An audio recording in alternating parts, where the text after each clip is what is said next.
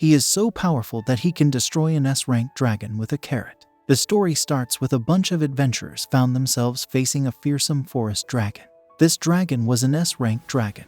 When it breathed fire, it caused absolute chaos, leaving destruction in its fiery wake. The poor adventurers had no choice but to beat a hasty retreat to safer ground, hoping to escape the dragon's wrath. Meanwhile, in a peaceful field not too far away, there was a young farmer named Al Lane. Al was feeling pretty good about life because his crops were flourishing beautifully. He'd spent a lot of time nurturing them, and now it was time to harvest the fruits of his labor. With a smile on his face, he began plucking some of his ripe crops, knowing they would fetch a good price at the market. But just when he thought things couldn't get any better, Al's status window, like a magical notification on his life, pinged with an alert. When he checked it, he couldn't believe his eyes. All his farming skills had skyrocketed to level 10. This was like hitting the jackpot for a farmer. Al's friend Tessa, who was a fisherman, joined him, and his jaw practically dropped to the ground when he saw Al's achievement.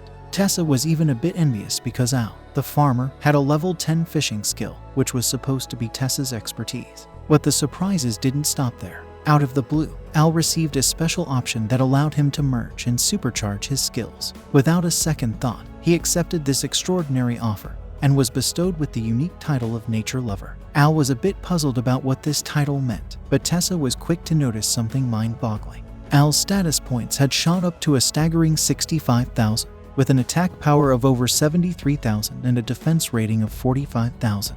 They were both completely flabbergasted by this astonishing turn of events. Yet, amidst all this excitement, Al didn't forget his mission. He needed to make his way to the market and sell his bountiful crops. As Al continued on his journey, he spotted the dreaded dragon attacking the helpless adventurers. They were clearly outmatched, and their desperate cries for help reached Al's ears. Without a moment's hesitation, Al decided to lend a hand. He did something quite unexpected. He hurled a humble carrot toward the menacing dragon, hoping to divert its attention.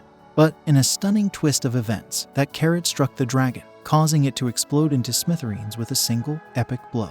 The adventurers and even Al himself were left in utter disbelief, wondering how in the world he had gained such extraordinary strength. Shaking off the astonishment, Al resumed his journey, leaving behind a trail of bewildered adventurers. Finally, he reached the main gates of the royal capital. However, just as he was about to enter, a distressing scene unfolded before his eyes. A hooded figure was attempting to kidnap a young girl. Without a second thought, Al sprang into action, heroically rescuing the girl from the clutches of her captor. The hooded man, not taking kindly to Al's interference, lunged at him with a knife. But Al, with remarkable ease, disarmed and defeated the assailant, leaving him to face justice. With the kidnapper apprehended, the relieved girl expressed her heartfelt gratitude to Al for saving her. But before they could exchange names or pleasantries, a sudden bell rang out, and Al had to make a swift exit. The girl wanted to know his name, but Al, perhaps overwhelmed by the situation, dashed away without revealing it. After successfully delivering his crops at the market, Al prepared to leave the city. However, his departure was abruptly halted by the city guards. Al began to worry that he might be in trouble. To his surprise, the very girl he had saved appeared once more, introducing herself as Princess Follies of the capital. Al felt a rush of nervousness conversing with royalty, but the princess kindly instructed him to treat her casually.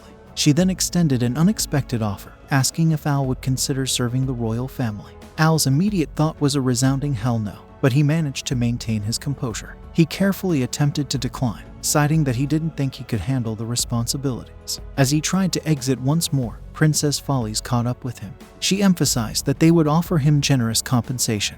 But Al remained steadfast in his desire to be nothing more than a simple farmer. In response, Princess Follies made an astonishing offer. She proposed to grant him a vast piece of land near the capital, spanning over 33,000 square meters, a colossal field fit for a farming enthusiast like Al. Curiosity gnawed at Al, and he couldn't help but ask Princess Follies why she was going to such lengths to recruit him. She didn't hesitate to explain that it was because he had effortlessly defeated the hooded man, who possessed a staggering strength level of over 500. Puzzled, Al inquired about what an average strength level looked like. Princess Follies patiently clarified, most regular folks had a strength around 50. Adventurers, like the ones he had just helped, typically had strengths hovering at 130. The elite knights reached up to 600, and the legendary hero boasted a monumental strength level of 1000. Princess Follies was eager to examine Al's status, but he knew he couldn't reveal it just yet. As they conversed, the adventurers returned with an interesting report. The forest dragon, the same one Al had thwarted with a carrot, had been defeated. However, they had no clue who had done it, only that there was a mysterious carriage involved. Upon hearing this, Princess Follies suspected Al might be behind it. While they were caught up in discussing the dragon's demise, crafty Al seized an opportunity to make a speedy escape. But Princess Follies remained steadfast in her determination to recruit him, no matter what. Suddenly, a guard rushed over to inform Princess Follies that she was urgently needed back at the palace. Disturbing news had arrived. A massive swarm of monsters was approaching the capital. These weren't your average monsters. We're talking orcs, dragons, and golems, all converging from the notorious Hell Zone. The shocking part was that the Demon King, ruler of the Hell Zone, had been slain by a hero, and a peace pact had been established with the demons. Officer Cecil, who had insights into the matter, suggested that not all demons were content with the peace pact, especially the fearsome first general, Romeo Van Dead. Cecil suspected that word had spread about the hero's demise, sparking a thirst for revenge against the Demon King's death. His advice to the king was clear: leave the capital for his own safety. But the king, torn between his duty and the welfare of his people, hesitated until his loyal soldiers begged him to survive. Finally, after all his adventures, Al made it back to his humble abode. But there was a bit of a surprise waiting for him. His newfound strength had made him a little too energetic, and he accidentally busted down his own door. Tired from his long and eventful day, he plopped down, hoping for a peaceful evening. However, just as he was settling in, a sudden knocking on the door jolted him upright. It was Tessa, and he had some urgent news. Tessa explained that they needed to evacuate because a massive army of monsters was lurking nearby. Al's first thought was about his beloved crops, and he rushed to his field. To his immense relief, his crops were still standing tall and healthy. As the army of monsters rumbled past, Al couldn't ignore the bigger picture. They were heading straight for the capital. Initially, Al was hesitant to get involved because, well, he's just a farmer. But then, a crucial realization hit him like a lightning bolt. If the capital fell, he'd have nowhere to sell his prized crops. Meanwhile, the king and Princess Follies had managed to escape the capital, but their path led them to a dead-end confrontation. The king suddenly found himself under attack from a powerful blast of energy. It was Cecil, the seemingly loyal officer who had been deceiving them all along. Cecil revealed his true identity as the demon General Romeo and spilled the beans on his wicked plan. He aimed to use his shape-shifting magic to impersonate the king and secretly rule the kingdom. But first, he needed to eliminate the real king. With dark magic in the air, a fierce battle ensued. The king struggled to maintain a protective barrier, but it was slowly crumbling. Princess Follies stepped in to help, but Romeo unleashed a devastating second attack, shattering the barriers. The king couldn't hold the defense by herself anymore, and Phallus was defenseless against Romeo's assault.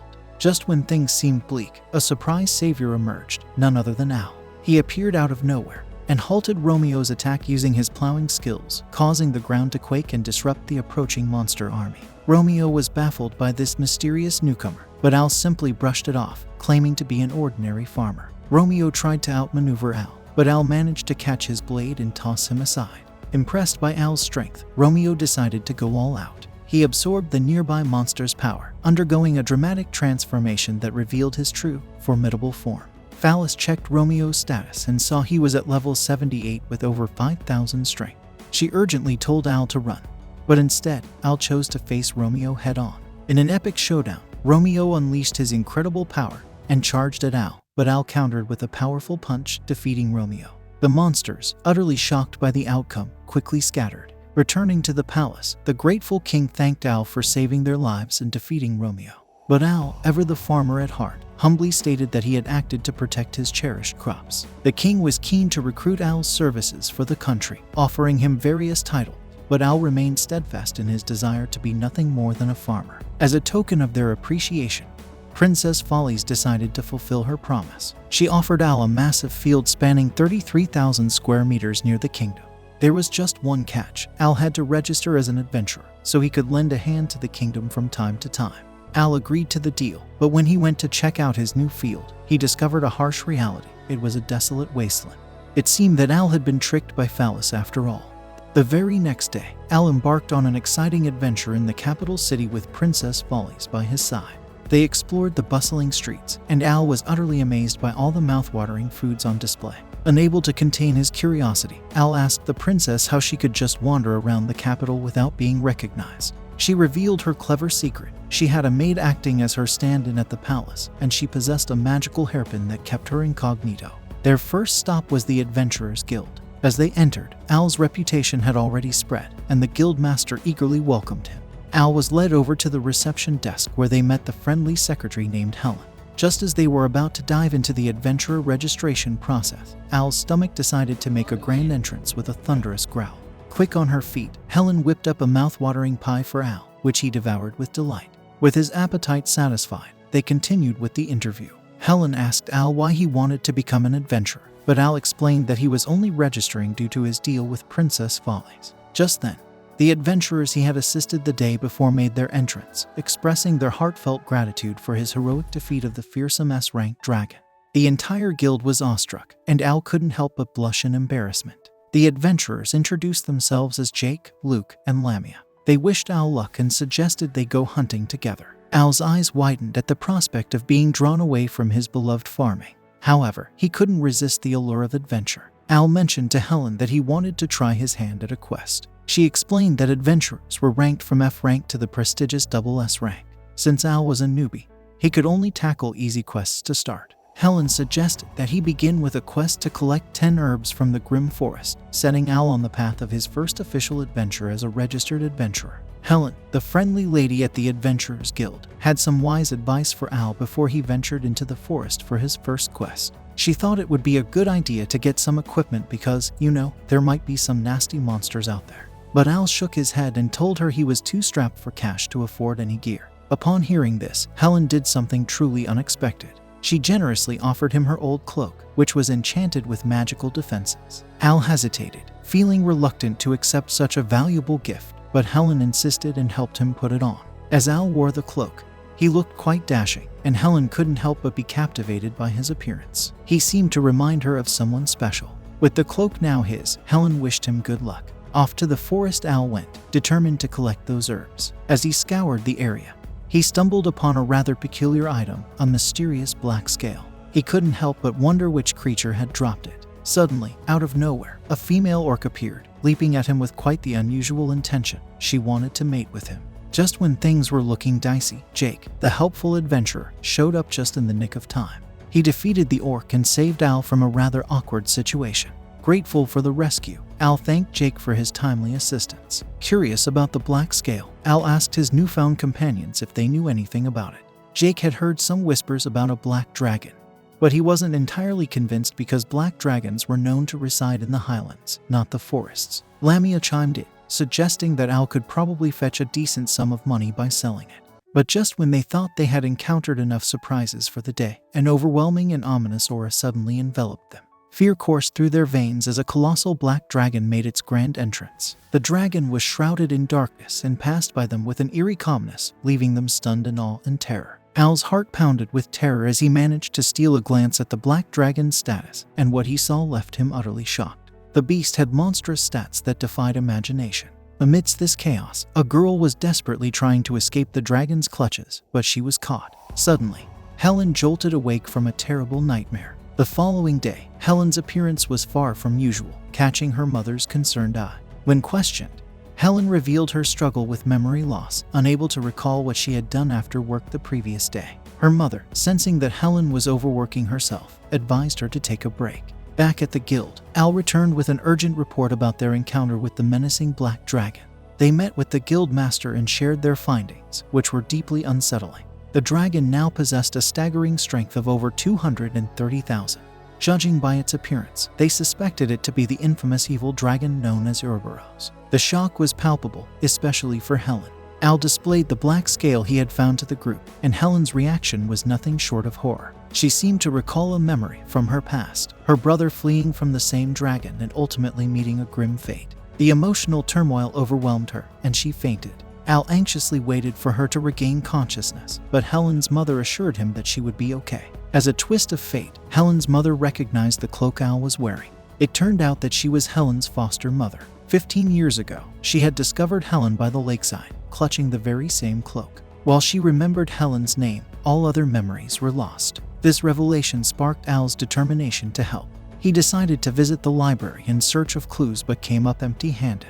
In a bid to unravel Helen's past, he attempted to access reports from 15 years ago, the time when Helen was first found. However, the librarian informed him that these records were restricted, and he lacked the necessary rank to access them. Despite his pleas, the librarian remained firm.